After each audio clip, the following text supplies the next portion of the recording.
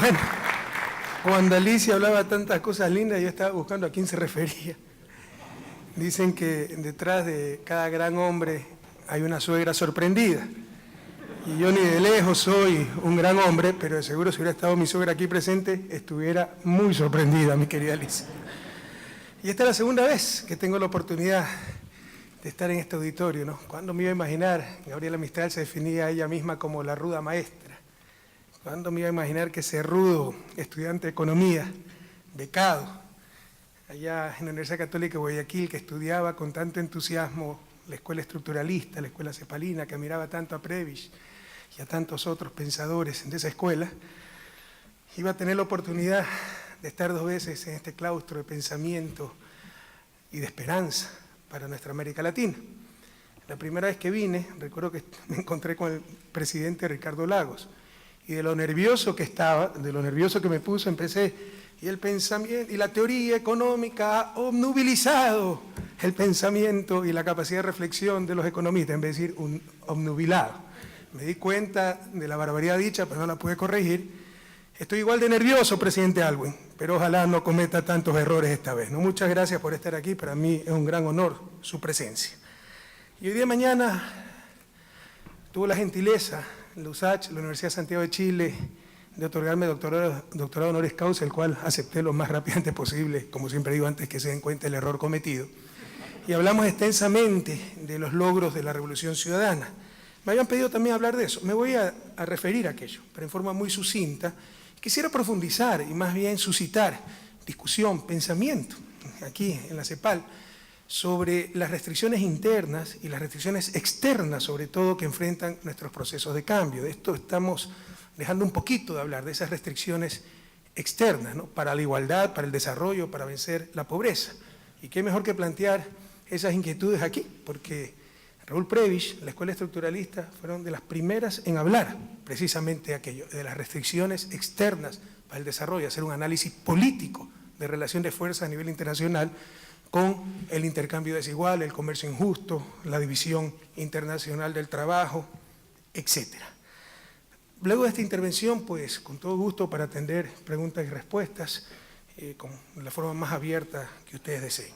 Pero en primer lugar, quisiera nuevamente agradecer por esta invitación, saludar a Alicia Bárcena, querida amiga, secretaria ejecutiva de la Comisión Económica para América Latina y el Caribe, al señor Patricio Aylwin, expresidente de esta querida República de Chile, a la señora Ángela Heria, madre de nuestra queridísima Michelle Bachelet, perdón que le diga nuestra queridísima porque Michelle no es presidenta solo de Chile, es nuestra, de América Latina.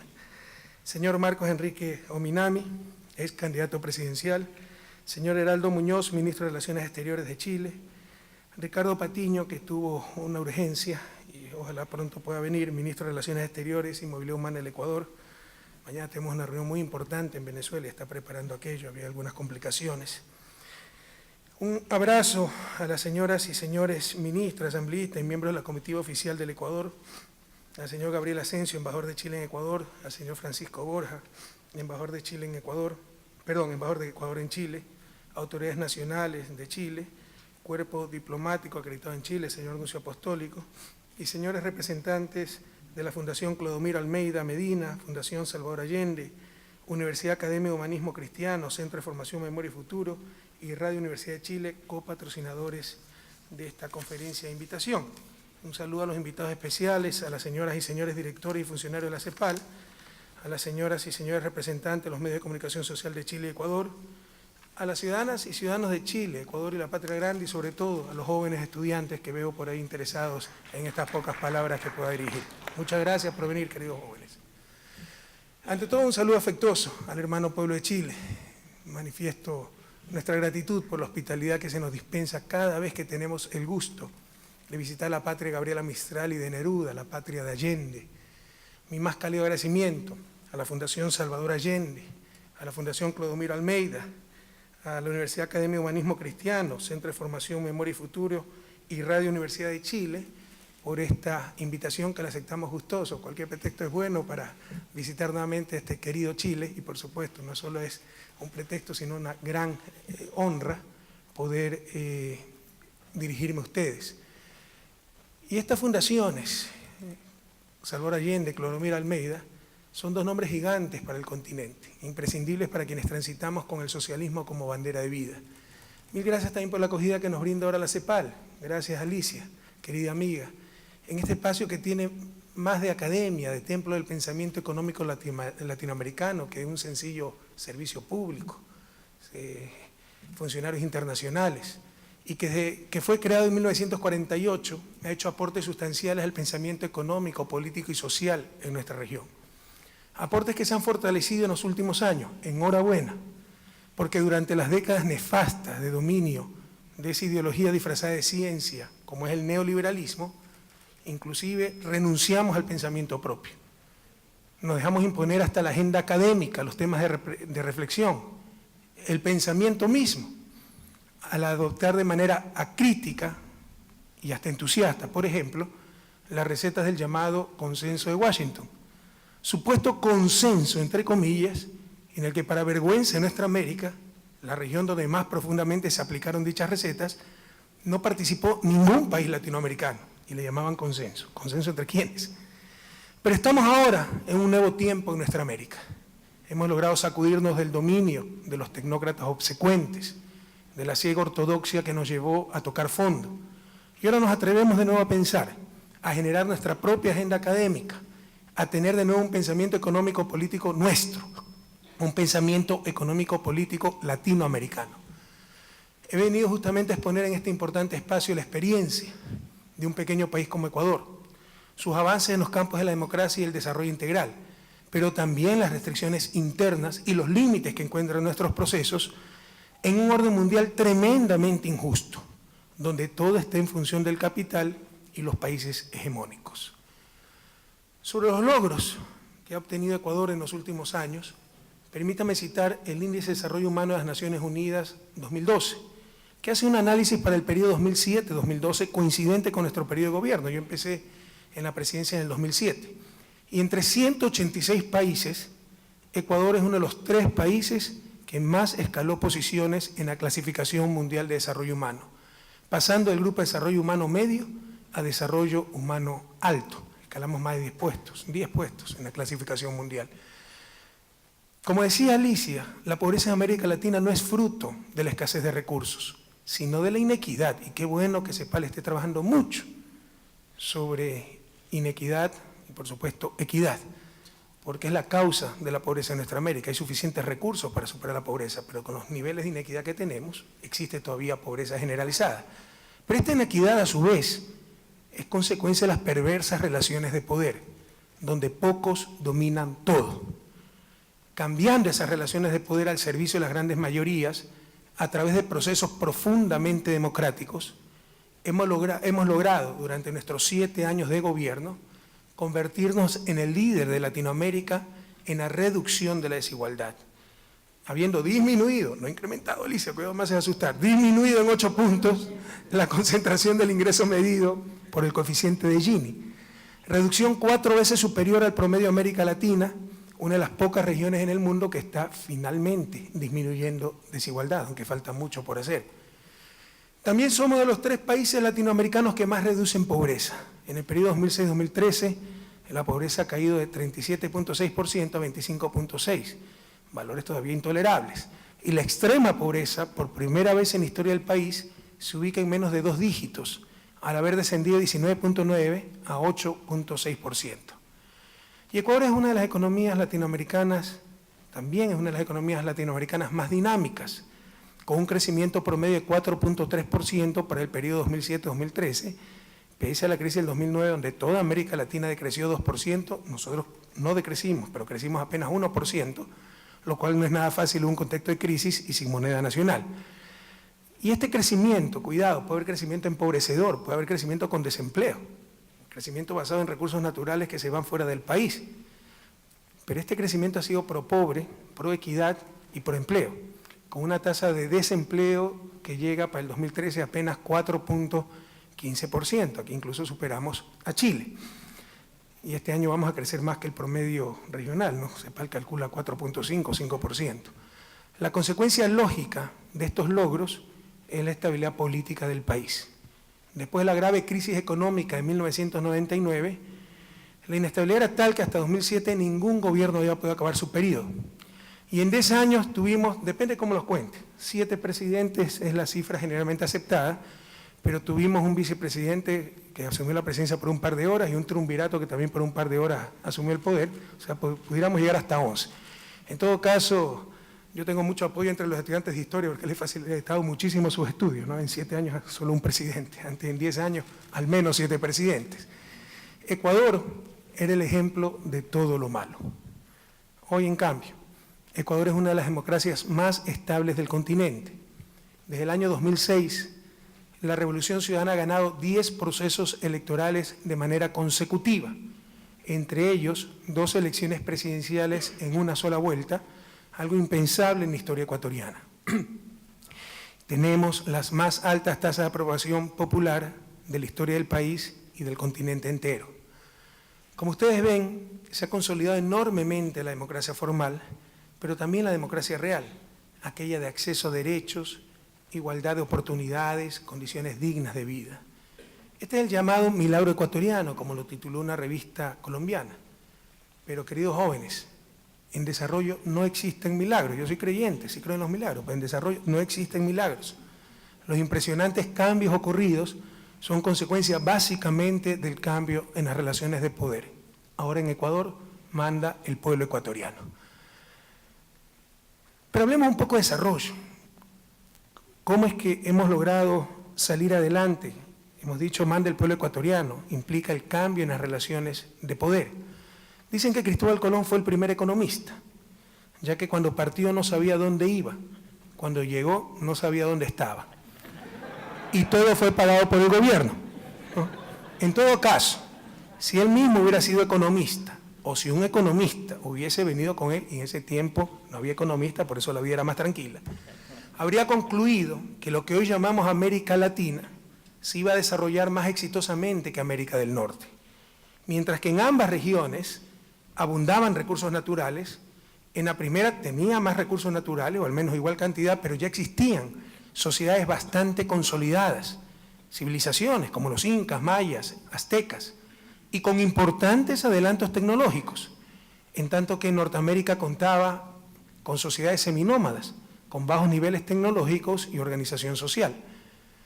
Este es uno de los grandes enigmas del desarrollo. Y las respuestas son múltiples y complejas, pero sin duda, una de esas respuestas es la clase de élites que dominaron y dominan aún a nuestra América. Aunque en forma tardía, insuficiente, alguna vez equivocada y con claro sesgo ideológico, un interesante análisis del efecto del dominio de las élites y las instituciones que crean en función de su propio beneficio lo realizan Acemoglu, profesor del MIT, y Robinson, profesor de Harvard, en su libro ¿Por qué fracasan los países? De una forma más elegante, entre comillas, es decir, con análisis econométrico multivariable, y para el caso de Estados Unidos, Martin Gillens de Princeton University y Benjamin Page de Northwestern University, en su investigación Testing Theories of American Politics, Elite Interest Groups and Average Citizens, demuestran que quienes gobiernan no son las grandes mayorías, sino las élites económicas. Tal vez a estos ilustres investigadores les hubiera bastado leer al protoeconomista francés, en ese tiempo no había economía como ciencia, al protoeconomista francés liberal para más señas, Frédéric Bastiat, que hace casi 2 siglos ya aseveraba, cito, cuando el saqueo se convierte en un modo de vida para un grupo de hombres viviendo juntos en sociedad, estos crean para sí mismos un sistema legal que lo autoriza y un código moral que lo glorifica, cierro cita. Queridos jóvenes, el desarrollo es básicamente un problema político. El problema fundamental es quién manda en una sociedad, las élites o las grandes mayorías, el capital o los seres humanos, el mercado o la sociedad. El más grave daño que se le ha hecho a la economía es quitarle su naturaleza original de economía política. Nos han hecho creer que todo es un asunto técnico y al hacer abstracción de las relaciones de poder dentro de una sociedad, nos han vuelto funcionales a los poderes dominantes. Parafraseando a ese gran economista John Kenneth Galbraith, el economista que no toma en cuenta las cuestiones de poder es un completo inútil. América Latina ha estado históricamente dominada por élites que excluyeron de los beneficios del progreso a las grandes mayorías, e incluso con sus actitudes rentistas impidieron un mayor progreso para ellas mismas. Hoy, a nivel mundial, estamos dominados, en cambio, por los intereses del gran capital, lo que yo llamo el imperio del capital, especialmente el financiero. Eso es lo que también está en la raíz de la crisis mundial. Todo está en función del capital. Con la complicidad de la supuesta ciencia económica y de las burocracias financieras internacionales, nos disfrazan ideología como ciencia y ya ni siquiera es economía neoclásica, sino realmente una economía teoclásica. Se repiten las mismas recetas caducas de austeridad en contra del ser humano y a favor del capital. Estas políticas se llaman hooverianas, en referencia al presidente norteamericano Herbert Hoover, quien en los inicios de la Gran Depresión norteamericana, de la década final de los 20, inicio de los 30, profundizó la crisis con esta clase de medidas. ¿Por qué no se hace lo obvio? Reactivar la economía, por medio de mecanismos de coordinación social llamado política económica, política monetaria, etc. ¿Por qué se repite lo mismo de lo peor? Porque el problema no es técnico, sino político. Se está defendiendo al capital financiero, no a los ciudadanos. El desarrollo, queridos amigos, requiere muchas condiciones necesarias, pero ninguna en sí misma es suficiente. Existen muchos otros factores, además del político, las relaciones de poder, que determinan el desarrollo de un país. Factores tales como ciencia y tecnología, cultura y valores, y algo muy importante, que lo noto ausente del debate actual, y por eso voy a insistir en aquello en esta intervención, las restricciones externas. El poder puede estar en manos de las grandes mayorías, alcanzarse la mayor equidad, que es lo que impulsa CEPAL, pero tan solo tener miseria para repartir. La ciencia, tecnología, el talento humano, la innovación, como generadores de riqueza, son también fundamentales para el desarrollo. Es más, considero que los sistemas políticos, económicos y sociales que prevalecerán en el futuro serán aquellos que permitan el mayor avance científico y tecnológico, pero también, y esto es muy importante, y lo veremos más adelante, su mejor aplicación para el bien común. Con la impresionante generación de conocimiento a nivel mundial, los países que no generamos conocimientos, no solo que seremos cada día más ignorantes en términos relativos, sino que también seremos más dependientes de lo que producen otros, un neodependentismo. Por estos motivos, la educación superior ha sido una de las preocupaciones centrales de nuestro gobierno, y a lo largo de estos 7 años aumentamos las asignaciones presupuestarias para educación superior del 1.1% al 2% del Producto Interno Bruto, más del doble del promedio de América Latina, que es 0.8%, y superior incluso al promedio de los países de la OCDE, que es alrededor del 1.7%. Creo firmemente en el poder transformador de la ciencia y la tecnología. Es más, en ese poder, en esa ciencia y tecnología, deposito gran parte de mi esperanza en el futuro del planeta, de nuestra especie, en la posibilidad de alcanzar el buen vivir para toda la humanidad. Desde hace mucho tiempo, considero que cualquier intento de sintetizar en principios y leyes simplistas, llámense estas el materialismo dialéctico o el egoísmo racional, procesos tan complejos como el avance de las sociedades humanas, está condenado al fracaso. Y también estoy convencido de que los adelantos científicos y tecnológicos pueden generar mucho más bienestar y ser mayores motores de cambios sociales que cualquier lucha de clases o la búsqueda del lucro individual. El desarrollo de la agricultura convirtió a la humanidad de nómada en sedentaria. La revolución industrial la transformó de rural en mayoritariamente urbana. Y mucho más recientemente, el espectacular avance de las tecnologías de información y de comunicación, los TICs, transformó a las sociedades industriales en sociedades de la información y del conocimiento. Adelantos técnicos pueden crear mayores cambios sociales que cualquier ideología. Por eso la importancia de la ciencia, tecnología, talento humano e innovación como generadores de riqueza. Pero, nuevamente, el desarrollo implica muchas condiciones necesarias y ninguna en sí misma suficiente. Ese es uno de los errores del libro de Asimov y Robinson. Creen que es suficiente el cambio en las relaciones de poder. Otro factor indudablemente fundamental para el desarrollo es la cultura, el cambio cultural. Y aquí no puedo ser exhaustivo por la escasez de tiempo, va a ser ilustrativo nada más. Entendiendo como cultura el conjunto de ideas, creencias, visiones y valores transmitidos socialmente. El enfoque cultural para explicar el desarrollo ha sido utilizado por lo menos desde 1905 por Max Weber en su libro La ética protestante y el espíritu del capitalismo. Lo que es claro es que una cultura de la innovación, de saber asumir riesgos, de libertad, pero con responsabilidad y excelencia, superando paternalismos y victimizaciones, propenda al desarrollo y a la misma generación de tecnología e innovación. Toda sociedad y cultura tiene sus valores y antivalores.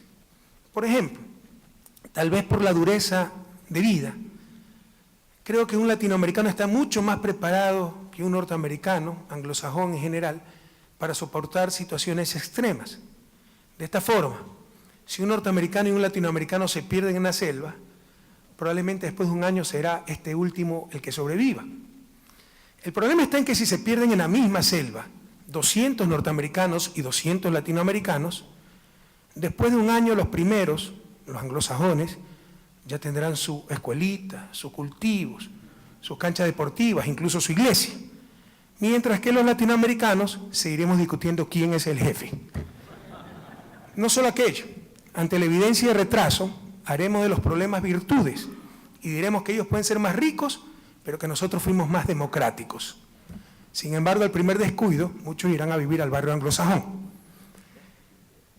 Compatriotas, la patria grande, nos falta mucho para la autocrítica, nos falta mucho para aprender a trabajar en equipo, para lograr esa acción colectiva tan importante, organizada, planificada, ya sea por solidaridad o interés, como claramente es el caso anglosajón.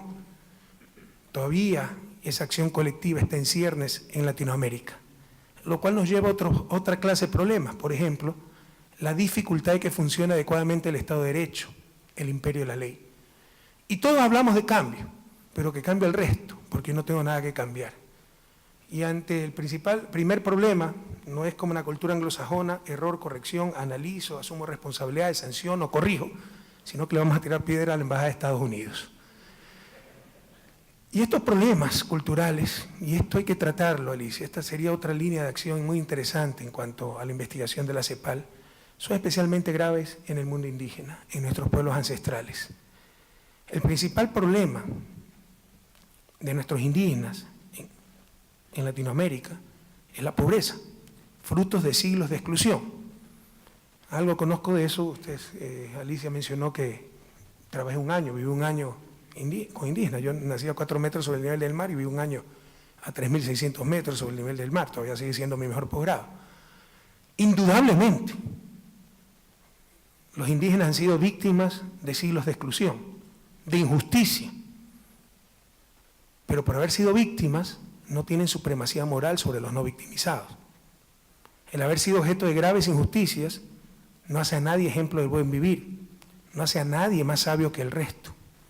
Es más, cayendo en esa soberbia de que como hemos sido víctimas, tenemos todas las respuestas antes de saber las preguntas, somos la referencia, se cometen los mismos errores de los que fueron blancos durante siglos, el etnocentrismo. Finalmente, el haber sido víctimas no les exime de responsabilidad en su situación actual, no justifica la ausencia total de autocrítica. Y esa victimización, y la otra cara de la victimización, que es el paternalismo, ha inmovilizado a nuestros pueblos ancestrales. Y lastimosamente, muchas veces esa victimización y paternalismo ha sido exacerbados por cierta izquierda, muchas veces de buena fe, pero también con bastante demagogia. ¿Qué daño ha hecho el paternalismo en América Latina? Hablar no de pobres, sino de empobrecidos, la mitificación del mundo indígena, su eterna victimización, donde todos los males, que los hay y muchos, son siempre culpa de terceros. Lamentablemente, en cuanto a cuestiones culturales para el desarrollo, ciertos antivalores culturales pueden prevalecer como mecanismos de retraso y subdesarrollo. Pero también me voy a referir a algunas restricciones externas, el neodependentismo y neocolonialismo, que tenemos que enfrentar para el desarrollo y del cual no se habla mucho, pareciera que no existiera. Hemos hablado hasta ahora de factores internos y de la necesidad de cambios en la correlación de fuerzas domésticas, si es que queremos construir sociedades más justas, cambio cultural, talento humano, ciencia, tecnología e innovación. Sin embargo, resulta igual de importante los efectos producidos por asimetrías globales. La geopolítica mundial condiciona el cambio estructural de los países en vías de desarrollo, que se constituyen en verdaderas restricciones externas para alcanzar nuestro buen vivir. Esto fue considerado explícitamente y por primera vez a nivel teórico y como propuesta de desarrollo por la Escuela Estructuralista Latinoamericana, donde Raúl Prebisch incluyó conceptos como el intercambio desigual expresado en el deterioro de los términos de intercambio, análisis político, intercambio desigual, todo lo cual derivó en una estrategia de industrialización sustitutiva de importaciones, estrategia correcta, mal aplicada. Con esa estrategia, de hecho, podríamos decir que se inició en Alemania, y ni en Alemania, en Estados Unidos, porque Freddy Litz, al cual se lo pone como autor de toda esta teoría de la industria infantil, la aprendió de Alexander Hamilton en Estados Unidos. Estrategia correcta, mal aplicada, con eso se han desarrollado Alemania, Japón, la mayoría de países hoy industrializados. Fue la primera vez que se realiza ese análisis político y de restricciones externas. Pero hoy continúan esas restricciones externas. Hoy existe una nueva e injusta división internacional del trabajo. Qué bueno que sería que CEPAL profundizara en aquellos tópicos. Si antes los países subdesarrollados producíamos materias primas y los países hegemónicos bienes industriales de alto valor agregado, ahora esta división se expresa a través de países desarrollados que generan conocimiento, que privatizan, y los países pobres generando bienes ambientales de libre acceso. Un bien público es el que no tiene capacidad técnica de exclusión y no tiene rivalidad en el consumo. Puedo acceder a ese bien y que yo lo utilice, ver un paisaje, yo lo puedo ver y ustedes también lo pueden ver. No hay rivalidad en el consumo, no impide que el otro lo disfrute. Que yo disfrute ese bien no impide que el otro lo disfrute. El conocimiento en general es un bien público. Es decir, técnicamente hablando, es muy difícil la exclusión. Lo más fácil es copiar un software. No se lo copia, ¿por qué? Porque está patentado. Barreras institucionales, hay que pagar regalías. Y uno puede ser sancionado. Barreras institucionales. Por otro lado, si yo utilizo el software, no impido que alguien más lo utilice, lo disfrute. Es decir, no hay rivalidad en el consumo. Privatizar un bien público, llámese conocimiento, lo que fuera, a través de medidas institucionales como las patentes en este caso, es perjudicial, es ineficiente socialmente hablando. Porque si no hay rivalidad en el consumo, mientras mayor cantidad de gente disfrute de ese bien ya creado, es decir, no se necesita costo adicional para que alguien más se beneficie del bien, mientras más gente lo disfrute, mayor será el bienestar social. Esta es una de las famosas fallas de mercado y un ejemplo dramático de la privatización del conocimiento y la exclusión forzada es, por ejemplo, el alto costo de ciertas medicinas que puede ser la diferencia entre la vida y la muerte. Y ese principio aparentemente pragmático de la privatización del conocimiento, supuestamente para incentivos que se genere, para que se genere más conocimiento, además de su ineficiencia social, no es otra cosa que el sometimiento de los seres humanos al capital. Hay maneras más eficientes de incentivar la producción de conocimiento que privatizarlo. Una alternativa, por ejemplo, es una mayor participación de la academia y del mismo sector público. Otra alternativa es que el Estado compense la creación del conocimiento de firmas privadas con fines de lucro. Se le repone su inversión, se le da una justa ganancia y de ahí poner ese bien, en mi ejemplo de medicina, en el ejemplo de software, al servicio de la mayor cantidad de personas. Y eso es mucho más eficiente socialmente hablando. El gran problema de todas estas alternativas es que contradicen los fundamentalismos ideológicos y el imperio del capital. Pero mientras que son principalmente los países ricos los que producen conocimiento, ciencia, tecnología, puesto como 10 vasos, está bien.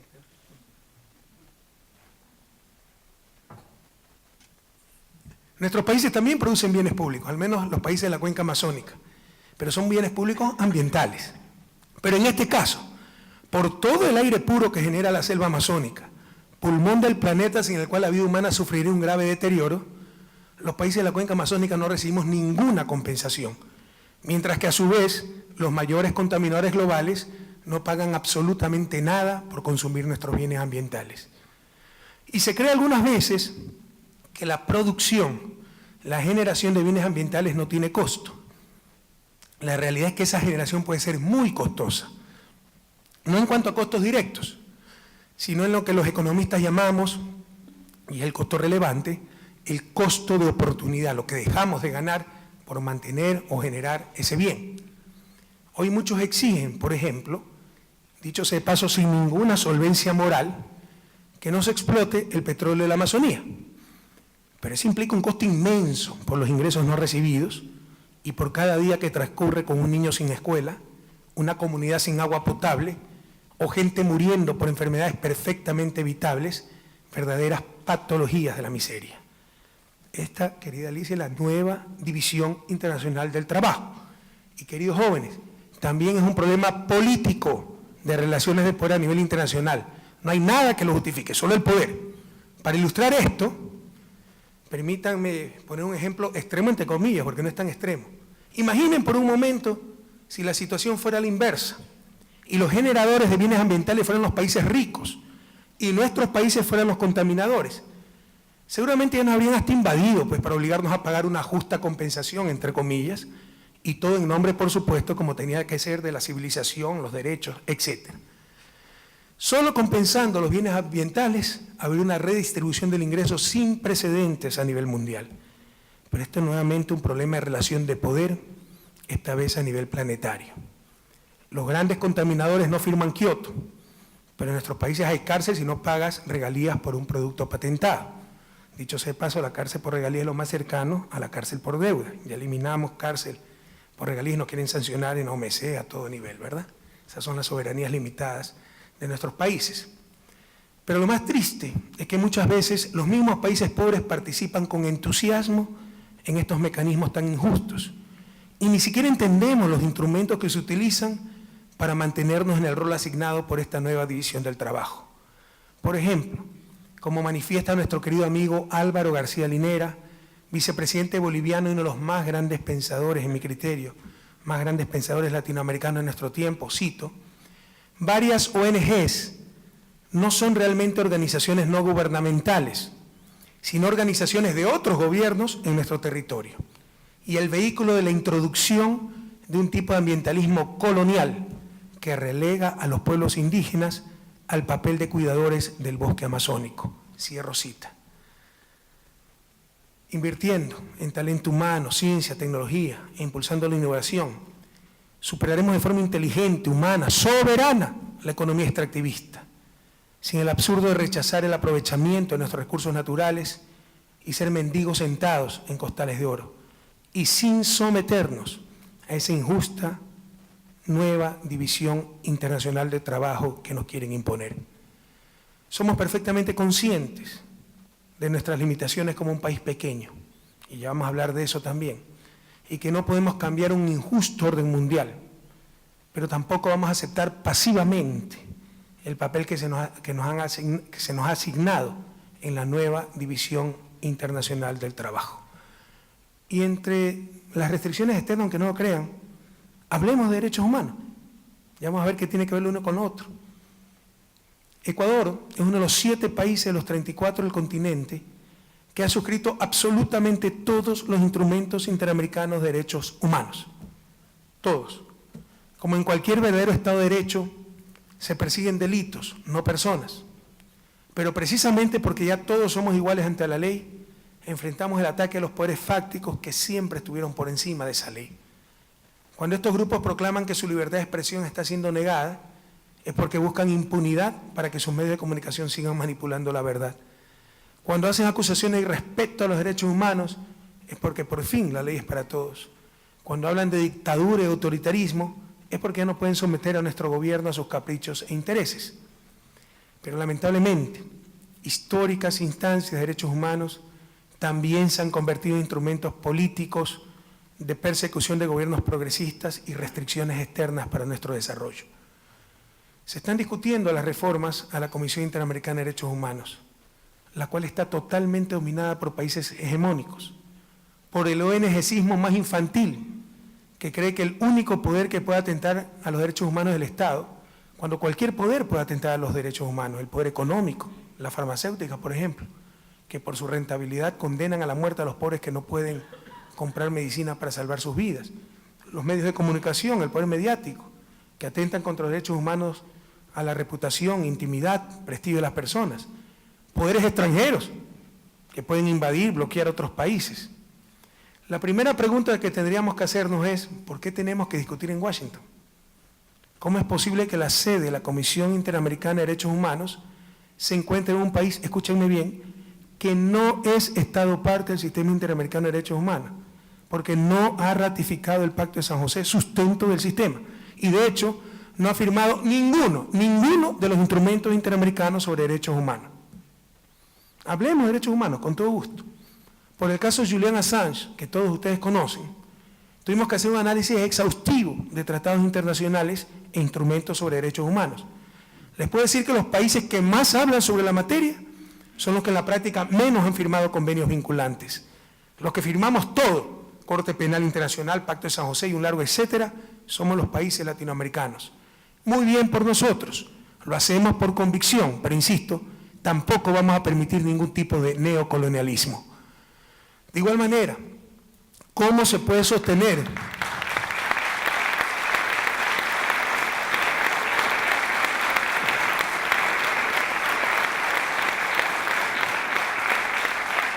De igual manera, ¿cómo se puede sostener la irracionalidad de que la sede de la Organización de Estados Americanos esté en el país del criminal bloqueo a Cuba?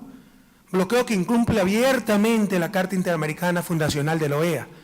Bloqueo que ha sido condenado nada menos que 21 veces por las Naciones Unidas. La última condena en octubre de 2013, con el respaldo de 188 de los 193 países miembros de la ONU. El bloqueo constituye sin lugar a dudas el mayor atropello al derecho internacional, al derecho interamericano y a los derechos humanos en nuestro continente. Cabría preguntarse también para qué sirve la OEA si ni siquiera se pronuncia sobre problemas tan cruciales como el de las Islas Malvinas, islas tomadas por la fuerza argentina del siglo XIX, colonia británica al frente de las costas latinoamericanas y a más de 11.000 kilómetros de Londres. Segunda pregunta, ¿cómo es posible que la Comisión Interamericana de Derechos Humanos se financie casi en su totalidad por los países que no la reconocen, que no han ratificado el Pacto de San José? Es decir, no solo que tiene la sede en un país que no es parte del Sistema Interamericano de Derechos Humanos, sino que la financie.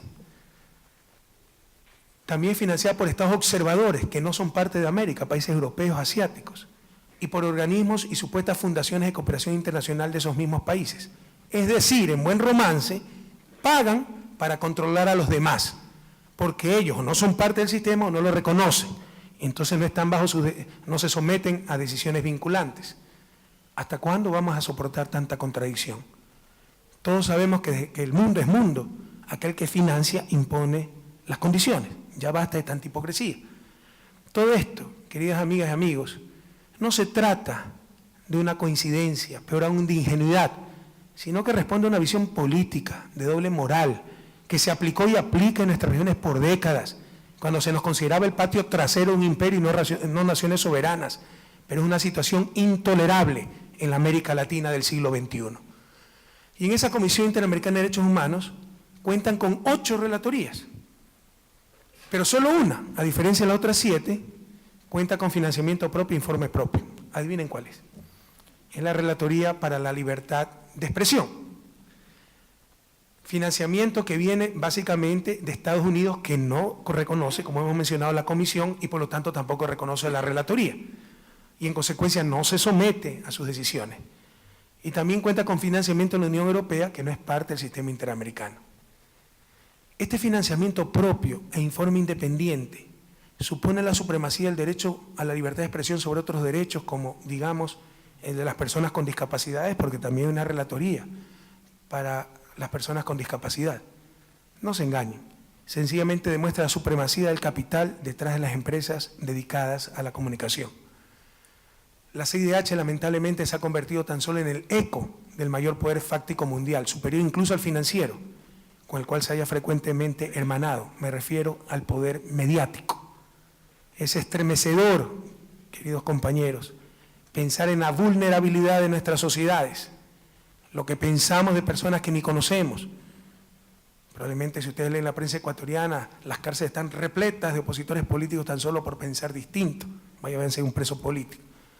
Probablemente lo que ustedes pensaban de mí al venir al país, gran parte de las decisiones que tomamos para nuestras familias, para nuestros negocios, lo que opinamos de supuestos hechos de la vida nacional e internacional, depende de lo que nos digan o callen un puñado de medios de comunicación, que además son negocios con fines de lucro. Y por definición, si entra el conflicto del fin de lucro con el derecho a informar, prevalece este primero, por definición, si son negocios. Y aunque este es un problema planetario, en Latinoamérica, dado los monopolios de medios, su propiedad familiar, sus serias deficiencias éticas y profesionales y su descarado involucramiento en política, el problema es mucho más serio. Y es uno de los temas que más me cuesta sintetizar, porque pocas veces he visto tantas contradicciones en defensa de intereses, pero con envolturas tan bellas como el nombre de libertad. Han tenido la habilidad de identificar sus negocios dedicados a la comunicación con libertad de expresión. Y nos quieren convencer que si criticamos estos negocios, estamos en contra de la libertad de expresión. Esto es tan absurdo como decir que si criticamos al presidente, estamos en contra de la democracia. Lamentablemente todavía hay mucha gente que compra este discurso. El poder mediático es inmenso, sin legitimidad democrática. ¿Qué legitimidad tiene el haber tenido plata para comprarse una imprenta? Sometido al capital y con poderosos mecanismos de autodefensa, ya que a cualquier crítica tiene la capacidad de convertirla en atentado a la libertad de expresión. De la generación de la opinión pública pasaron a imponernos el estado de opinión. Esto no fortalece la democracia ni el Estado de Derecho, atenta contra ellos.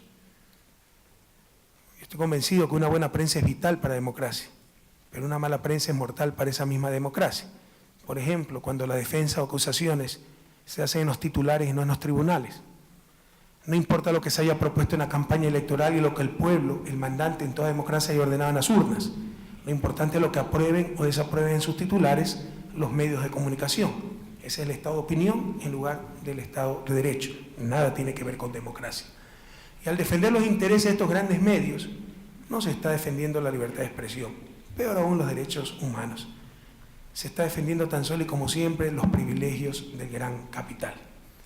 Otro caso, en cuanto a restricciones externas que enfrentamos para nuestro desarrollo, es ese atentado a la soberanía de nuestros estados, que constituyen los tratados de protección recíproca de inversiones, donde el capital tiene más derechos que los seres humanos y cualquier transnacional puede llevar a un país soberano a un arbitraje sin siquiera tener que agotar las instancias jurídicas internas, de hecho sin acudir a ninguna. Si ustedes quieren ir a instancias interamericanas de derechos humanos, primero tienen que agotar las instancias jurídicas nacionales, pero una transnacional con estos tratados puede llevar directamente a un Estado soberano a estos centros de arbitraje donde se han dado aberraciones terribles. Estos tratados impuestos, sobre todo en los años 90, en plena noche neoliberal, aceptados por gobiernos entreguistas, son atentados a la soberanía de nuestros países. El informe publicado por la Transnational Institute y el Corporate Europe Observatory, titulado Cuando la injusticia es negocio, señala que un pequeño grupo de estudios jurídicos, árbitros y especuladores financieros internacionales alimenta interesadamente un auge del arbitraje que se ha multiplicado 4 o 5 veces. Este es un informe europeo. Auge del arbitraje de inversiones que cuesta a los ciudadanos miles de millones de dólares e impide que se adopten leyes en beneficio del interés público. Según el estudio, un selecto grupo de abogados y árbitros internacionales, cito, se está enriqueciendo a partir de las disputas entre inversores y estados en los tribunales internacionales, cierro cita, y promueven activa y permanentemente nuevos casos y, cito nuevamente, cabildean en contra de toda reforma a favor del interés público, cierro cita. Cecilia Olivet, una de las autoras del informe, afirma que, cito, la presunta imparcialidad e independencia del arbitraje de inversiones es totalmente ilusoria. Los gobiernos tienen las manos atadas, mientras que las multinacionales se benefician. Un pequeño grupo de firmas de abogados incita a las corporaciones a demandar a gobiernos, cierro cita. La investigadora asegura, además, que un grupo de árbitros usa su influencia para garantizar que las normas del sistema no dejen de beneficiar a los inversores y las demandas contra gobiernos sigan generando millones de dólares. Los tratados significan, estos tratados de protección recíproca de inversiones significan la privatización del derecho y el despojo de la soberanía jurídica de nuestros estados.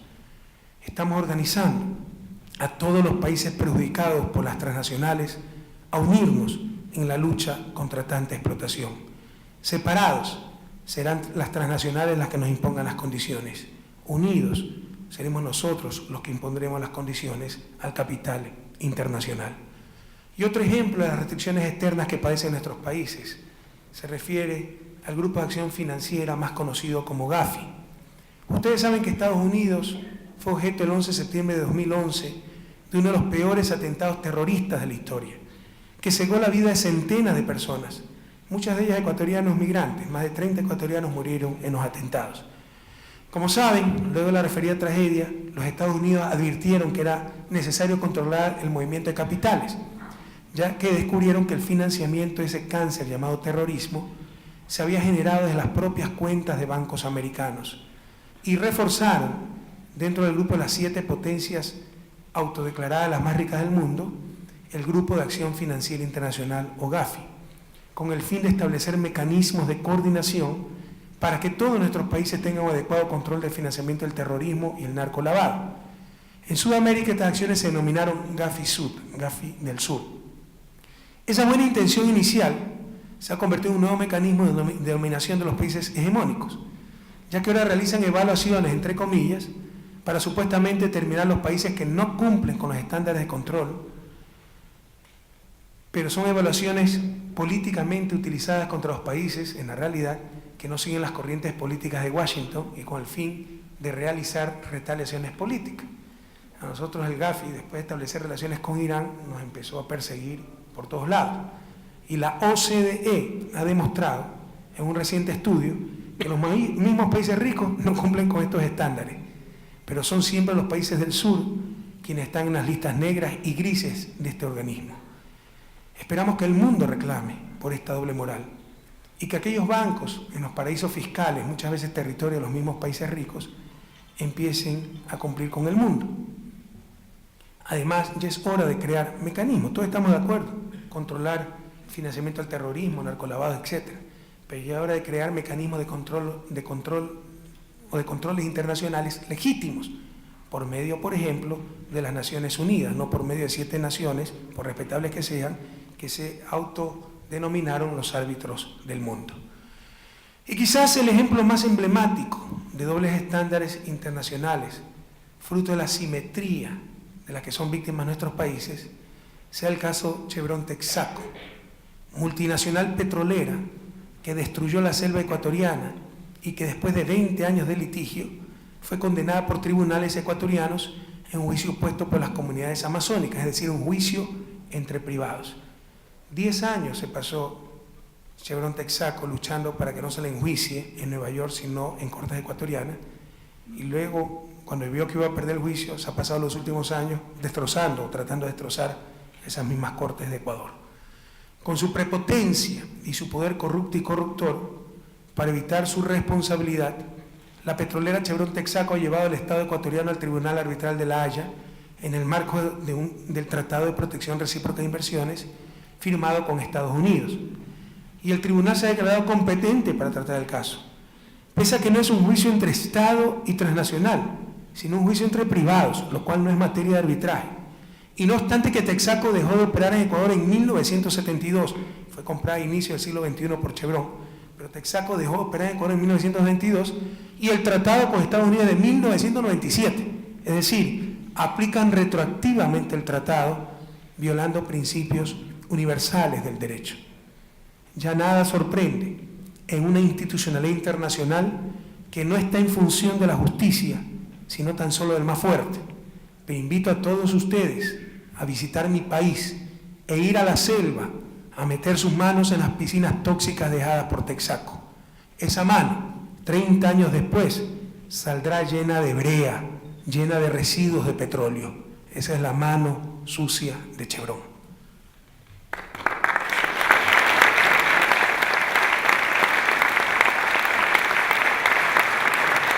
Queridos jóvenes, queridos amigos, el orden mundial no es solo injusto, es inmoral. Todo está orientado a servir a los intereses de los más poderosos. Y abundan los dobles estándares. Los bienes públicos globales, producidos por los países pobres, tales como los bienes ambientales, deben ser gratuitos, mientras que los bienes públicos producidos por los países hegemónicos deben ser pagados. Nada justifica eso. Hagan las contorsiones que quieran, al final del día es solo una cuestión de poder. Y se los hace pagar por medio de imposiciones de barreras institucionales como las patentes. Si he aprendido algo en estos 7 años como presidente, es que al mundo lo domina el capital y los intereses de los países hegemónicos, que también están dominados por dicho capital.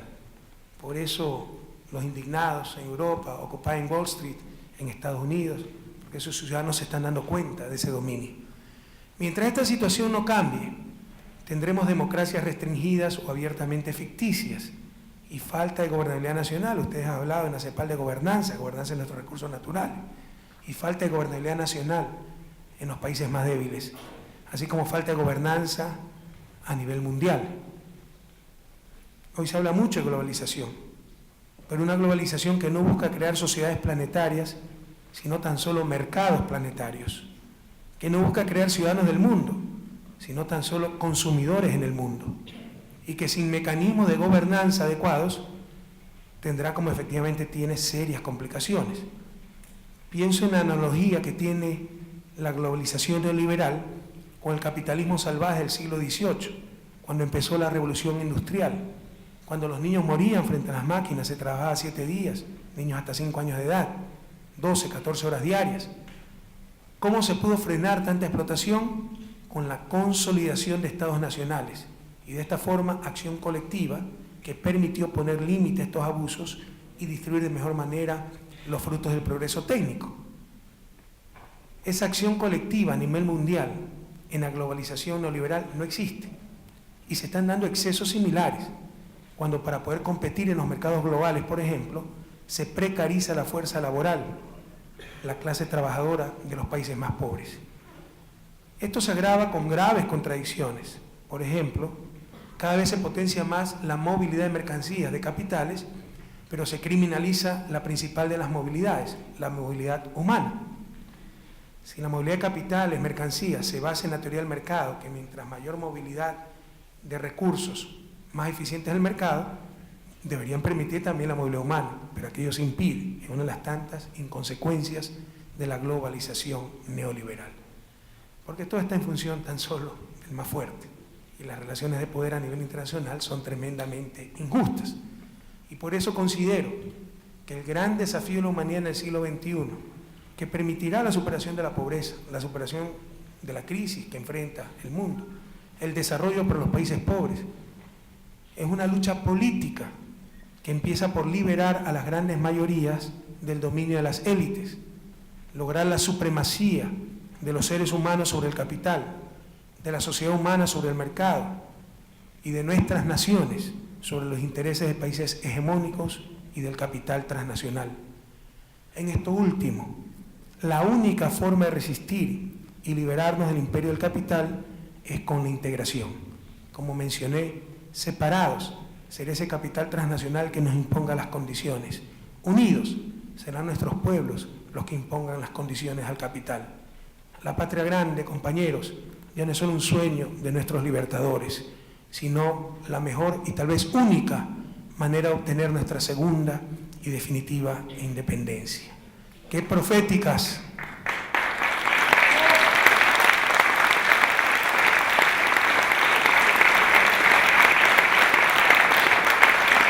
¡Qué proféticas que fueron las palabras de Salvador Allende en su discurso de posesión del 5 de noviembre de 1970! Fuimos colonia en la civilización agrario-mercantil. Somos apenas naciones neocoloniales en la civilización urbano-industrial. Y en la nueva civilización que emerge, amenaza con continuar nuestra dependencia. Compatriotas de la patria grande, las restricciones externas también son fundamentales para el desarrollo y está uno de los grandes desafíos, con la integración, obtener nuestra segunda y definitiva independencia. Muchísimas gracias.